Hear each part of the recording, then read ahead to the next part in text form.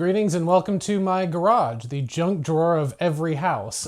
The pole saw is back, everybody. Before we get into the subject of this video, which is now almost 2 weeks old, or an eternity on the internet, I just want to say how crazy it is that some creators are able to pump out a video about a current event in like a day. I'm sure by now people have mostly forgotten or moved on from the Watcher drama, but I spent all this time and effort into writing this and I refuse to let it all be for nothing. I've talked about one independent comedy streaming service in the past, praising every business decision they've made, so it only seems appropriate that I talk about how the guys at Watcher botched the launch of their independent streaming service that no one seemed to ask for or want. Watcher TV seemingly saw what other companies did without understanding why or how to execute such a service and ended up alienating a huge segment of their audience. I had never even heard of the Watcher YouTube channel until they posted a goodbye YouTube video on the 19th of April. Suddenly, I was being inundated with people criticizing them for several various reasons. As of writing this, that video is currently sitting at 36,000 likes and 230,000 dislikes, where this meme saw a real boom in interest. Probably just a coincidence though. Hilariously, just 3 days later, they posted an apology. I want to try focusing on their decision from a business perspective, as I don't know their content all that well and I come from a marketing background. Disclaimer though, my views are not definitive and there's a lot of room for interpretation, which is a pretty big fundamental of marketing anyways. I did obviously watch their farewell and apology videos and took a look at some of their other content, but I am by no means an expert about the history of their channel or the dynamics between the 3 stars of said channel. I've gathered some of the criticisms about the Watcher guys from the extensive fan anecdotes and experiences. Even without that, it's pretty clear where and how they fucked up. That being said, I'm surely going to get some things wrong about them, just like I got things wrong in my video about Dropout, which I am a massive fan of. If you, like me, are unfamiliar with the channel, it's run by 3 former BuzzFeed employees: Stephen Lim, Ryan Bergara, and Shane Madej, and the first thing I want to touch on is the BuzzFeed affiliation. The elephant in the room is that this isn't the first time several former BuzzFeed employees broke off to do their own thing, only for there to be some controversy a few years later, leading to an eerily similar apology video on a couch. Different circumstances, but still odd. I didn't realize it when the criticism started rolling in, but I had actually seen Stephen Lim in some of those old Worth It videos, so I wasn't totally unfamiliar with at least one of the guys from Watcher. The handful of videos I had watched, I did so more out of morbid curiosity, as the BuzzFeed brand really isn't for me. It was around the time that Bon Appetit was going through its downfall, and I was still craving something in the same vein, but I just didn't see the appeal of watching someone eat a $4 burger and then a $777 burger when it seemed like neither of the hosts had any culinary experience or insight into how food is actually made. The only thing these guys should host is a pie eating contest or a parasite. The reason I liked those old Bon Appetit videos was because it featured professionals who had dedicated their life to baking or confectionery, like Claire Saffitz, who struggled to remake a Twix or Sour Patch Kids from scratch using all her culinary expertise. It was just more engaging than watching 2 guys shovel overpriced food into their faces who lacked the vocabulary to properly describe the food itself, which is kind of indicative of BuzzFeed always feeling like a shallow clickbait organization composed mostly of obnoxious listicles for cringy millennials. Even someone as cringy as myself would often reel in embarrassment at lists like, "What's your inner potato?" or "What type of false sweater are you?" But there's an audience for everything, I guess, and it wasn't hurting anyone or spreading misinformation. I do want to point out, not all of BuzzFeed was terribly corny. BuzzFeed News, when still active, had won several journalistic awards for their hard-hitting news and high-profile stories, which was just a bizarre juxtaposition, and if anything, made those awful listicles seem even more awful. These opposing journalistic standards, however, highlight the criticism surrounding Stephen Lim, that being reviving Worth It so he can just travel the world eating expensive, decadent foods on the audience's dime. It was probably funny to many Worth It fans when he was using BuzzFeed money, but it's a little self-indulgent here. The old friends from Worth It, and we're going to be launching the spiritual successor, which is going to be called Travel Season. The other hosts also got flack for wanting to take their ghost hunting series overseas as well, but Lim, for one reason or another, has gotten the brunt of it. The streamer's gonna give us an opportunity to really add to it from a format standpoint, but we'll also be able to take bigger swings and go international, like we're going to the UK and we're going to Scotland. I'm getting a little ahead of myself. The channel started 4 years ago in April of 2019 and has 378 videos, and from what I could gather through various analytics sites. At their peak, they had 2.9 million subscribers. Now, that is really good for any creator on YouTube, considering it's estimated that 96% of channels have 10,000 subscribers or less, with the average possibly being somewhere around 1,000 of the 114 million active channels. Obviously, any average is heavily skewed by giant channels with 10 or 20 times the subscribers, and those with 3 subscribers who haven't logged on to YouTube in 10 years. I should also note any analytics numbers like this are just educated guesses. If you hear anyone say something definitive, take it with a grain of salt. At the end of the day, it's just really hard to calculate an accurate average or median value of what most channels have or what you need in order to be successful without access to all of YouTube's data. But judging by subscriber counts for those who are full-time creators, having 500,000 or more subscribers seems like a safe number in order to make content creation your full-time job, considering the volatility and job insecurity. And honestly, subscriber counts don't really matter all that much anyway. It's good social proof that you're making stuff people actually want to watch, but it really comes down to views. Obviously. I've noticed that a person with, say, 1 million subs will generate about the same number in views as subscribers, and in the worst case, they'll consistently get about half of that, which is especially true when you're talking about secondary channels. Shit, there are channels with over 10 million subscribers who only get 1/10 of that in views on any one video. And obviously, any channel will have the occasional viral video that gets much, much more, but smaller or up-and-coming channels seem to consistently have a view to subscriber ratio of 1 to 2. Over the last 3 months, Watcher generated a little more than 30 million views, so let's say their CPM is conservatively $8. I'm personally only averaging about 5, so there's has to be more. They'd be bringing in just under $1 million a year in ad revenue alone. Grain of salt, everyone. Now, if it was just the 3 of them and they didn't have any other revenue streams, that alone could have been sustainable. But I start to get a little confused about introducing another paid service once you account for their Patreon, live shows, and sponsorships, which can pay out more than the combined ad revenue for any singular video. I know sponsorship payouts vary wildly, but their content seems like it would be an advertiser's wet dream. It's non-controversial, has high engagement, and they actually produce commercials for the ad reads rather than just reading the copy provided from behind a desk. I don't know how often they were doing live shows, but for most creators, a huge majority of your money is made through ticket sales. It's how bands are able to exist, not through Spotify streams. So where was all this money going? It's just a bit suspicious and confusing that rather than changing some business practices, they decided to abandon the platform altogether. And fans started to put this together as well and began accusing the launch of being a greedy cash grab. That, or they were in the red because they employed 25 other people and produced beyond their means. Their biggest expenses are probably overhead for office and studio space, equipment, and travel expenses, and taxes. They said their content was being dictated by sponsors as the main reason to jettison their entire brand from YouTube, but it's just bewildering when the numbers don't add up, even if you're being conservative. So who's embezzling money? We didn't want to compromise our content to ensure they met advertising requirements. And we definitely did not want to lay people off that have brought Watcher to life behind the scenes. And we didn't want to bring Watcher to a close. If it's really the case that sponsors were affecting the content they could make, it's not your audience's problem that you signed a shit deal with them. What it looks like to me as an outsider is they spread themselves way too thin financially despite having pretty diverse revenue streams. That being said, they are apparently famous for not promoting their Patreon, but why not start there before launching an entire streaming platform? The perks on their Patreon are early access, commentary tracks, live streams, and shoutouts, but the majority of the benefits seem to be a lot of Discord related stuff, so I don't know what the consistency or quality really is over there. All I will say is their supplemental content seems like an afterthought considering the 2 podcasts they have a total of 52 episodes between them. Genuinely, what is the incentive to join? Because there's clearly more of an incentive to leave. Their Patreon comes across as a glorified tip jar, not some necessity devoted fans are pulled to participate in and consume. It's also crazy to me that 1 or 2 videos a week was the maximum amount of content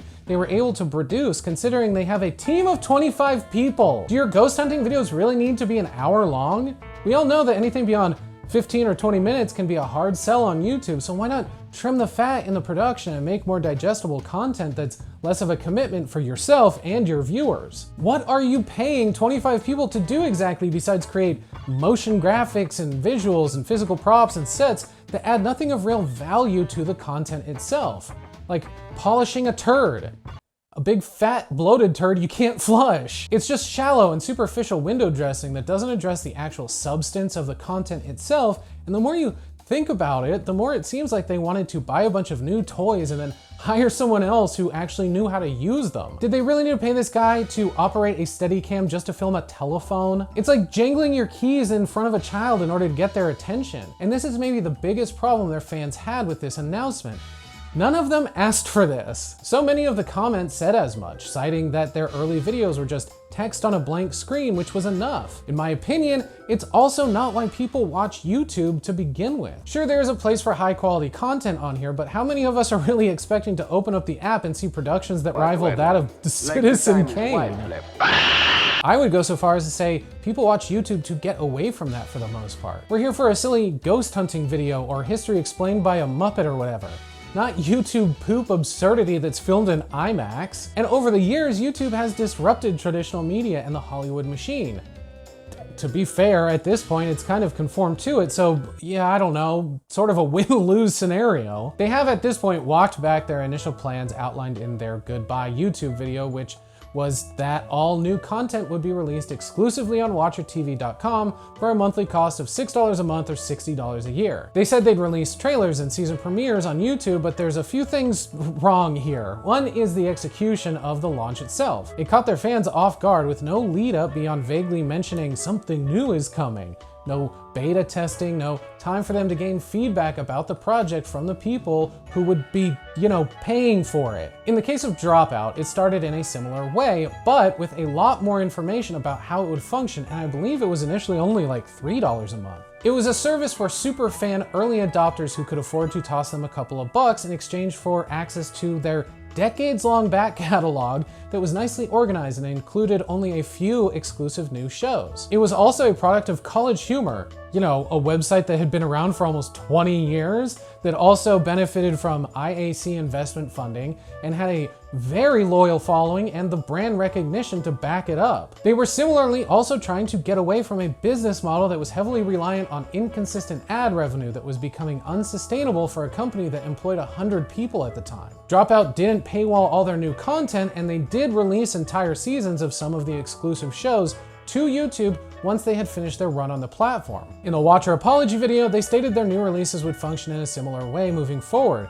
New series would now be released a month later on YouTube for free, and current Patreon members would actually get access to the platform at no extra cost. So that's good, but too little too late maybe? They also could have gone the Corridor Crew route by offering extended, uncut videos to the platform and put the shorter edited versions on YouTube.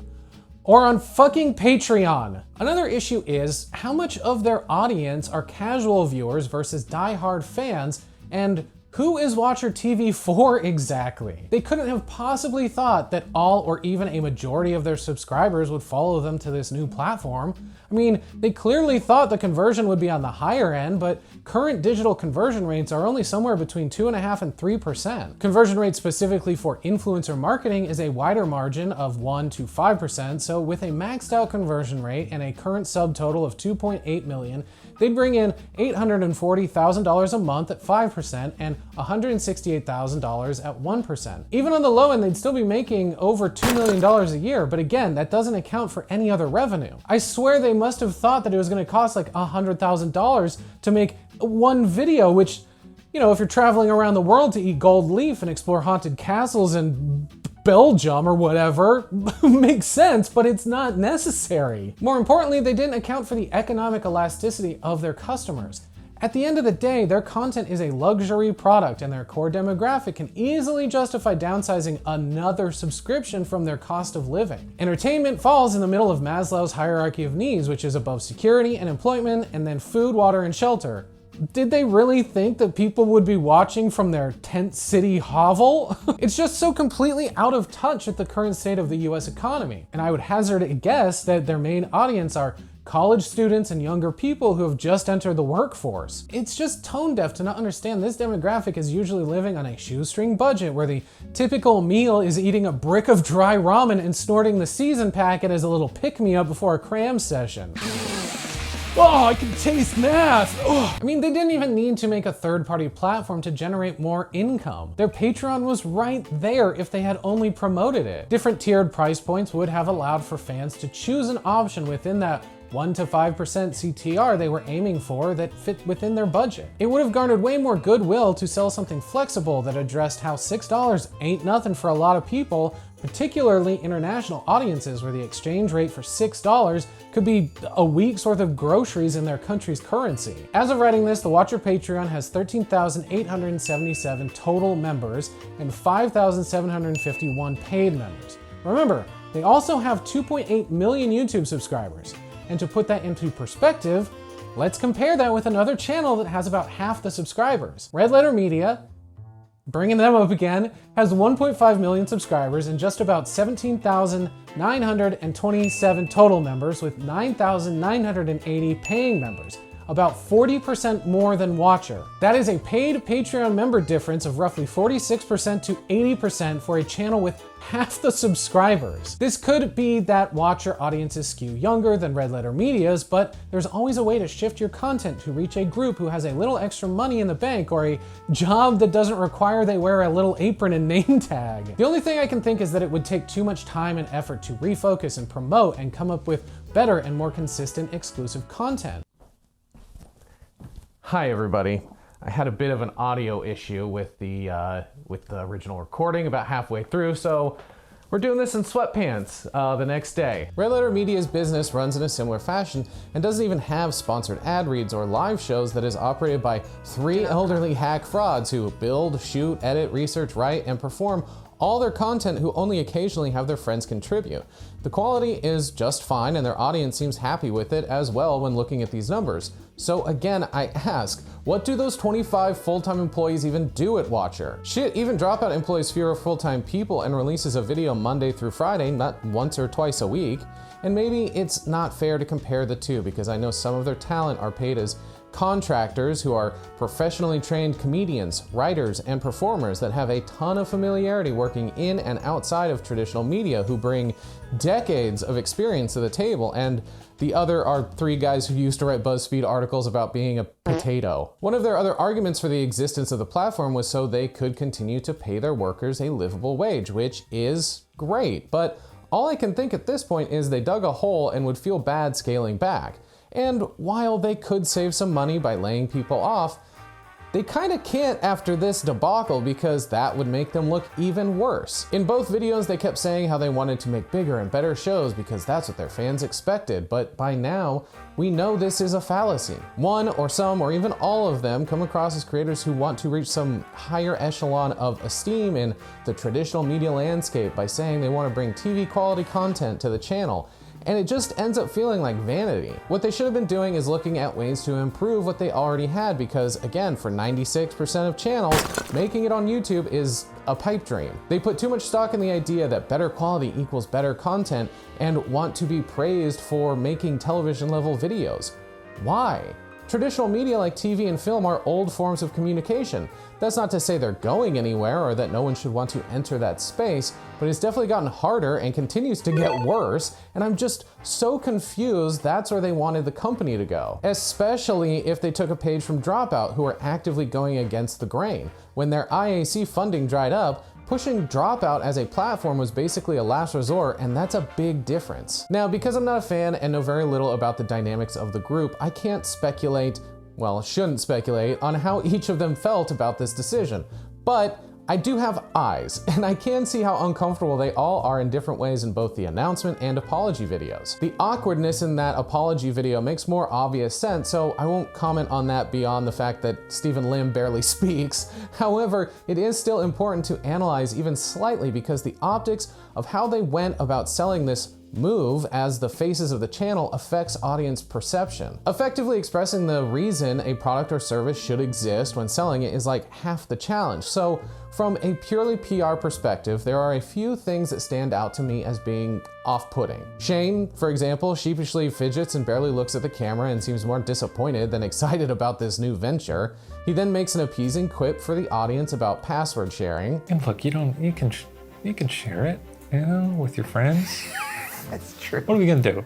And Ryan looks mostly nervous and at least breaks the tension by joining in on the joke. In general, they mostly look and sound deflated, like they're announcing they all got diagnosed with cancer, not that they're eager about this next phase. None of them look like they especially want to be there. And the only instance where anyone's voice sounds excited is when they cut to graphics showing the pricing with what is clearly 80-yard lines of Steven explaining it. But if you want to watch the full seasons of all of our content, the streamer will be the exclusive home for all of that starting May 31st. You can become a member of Watcher for $5.99 a month or $59.99 a year. May 31st. $59.99 a year. May 31st. Not to mention the whole first half of the video feels like a self-indulgent documentary that frames their silly little videos as some world-changing creation when it's like, climb down from your tower, guys. Who knows how they feel about each other at this point or whoever's decision this ultimately was, but considering Stephen Lim is the acting CEO, do with that what you will. Despite all this, fans seem relatively pleased with the apology and the addendums they've made to the platform, but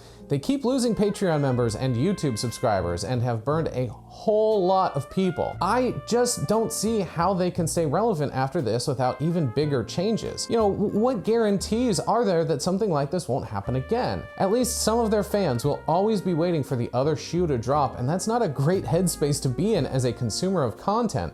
Constantly on edge every time that little bell dings on your phone. Oh fuck, what now? I have to say, I had no intention of talking about this since who the fuck am I to comment on creators I've never watched, but the more I heard about their fumbled plans, the more sort of shocked I was because I've worked for multiple companies where upper management completely misunderstands their audience and what was special about their product and subsequently fucked up every new launch or release or creative decision to the point they had to close stores, lay people off, or resign themselves, effectively decimating any semblance of a legacy. I get that when you have that kind of authority over something, it can be hard to let go of some of the control, but that power can also be insulating and create unintentional blinders where you're unable to see the forest for the trees. And the guys at Watcher seem like they don't want to make waves, but with one mistake, the whole of their audience turned on them. And the more I thought about this incident, the more I wondered if the criticisms were, I don't know, maybe too harsh, mine included.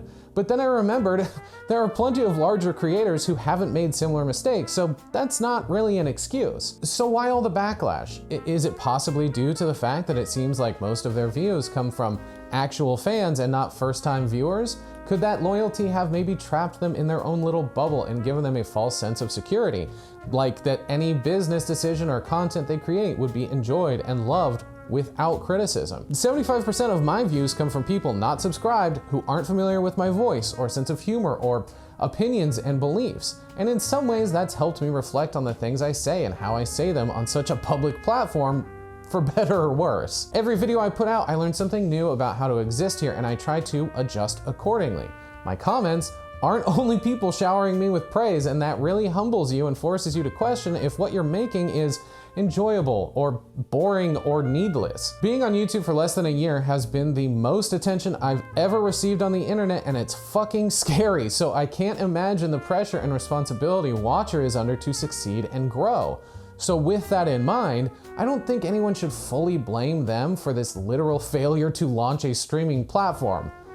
Unless it turns out that, you know, they're running a Ponzi scheme or something. So far, it seems like they learned they can do wrong, and as YouTube apologies go, it was, you know, an actual apology. Maybe just do a bit more strategic planning and research in the future before launching another subscription. And if the grace I've shown in the last, I don't know, minute seems unexpected given my critiques, understand that both perspectives have value and can be true at the same time. That's the video. Thanks so much for watching. If you made it this far, that means you're special. Be sure you like and share and subscribe. You can go follow me on Instagram where I post memes and updates about the channel. And I need to go finish editing this video now. So until next time, vanish.